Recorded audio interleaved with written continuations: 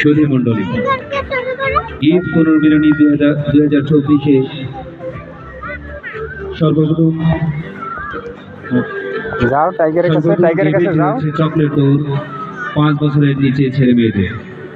এরপরে রয়েছে স্ট্যাম্পে বল নিক্ষেপ 8 বছরের নিচে ছেলে মেয়েদের। এরপর রয়েছে বাস্কেটে বল নিক্ষেপ 8 থেকে 15 বছরের ছেলেদের। বাঘের মুখে বল নিক্ষেপ 8 থেকে 15 বছর মেয়েদের। অফিসার্স জেসিউ এবং অন্যান্য পদবীর জন্য রয়েছে রশি টানাটানি। অন্যান্য পদবী সৈনিক লাইন অবস্থানরত সৈনিকদের জন্য রয়েছে বেলুন ফাটানো এবং ধীর গতিতে সাইকেল চালানো। সপরিবারে অন্যান্য পদবীর জন্য রয়েছে সহিষ্ণুতা বোতাম খেলা এবং মহিলাদের জন্য রয়েছে সকল পদবীর পিলো পাসিং।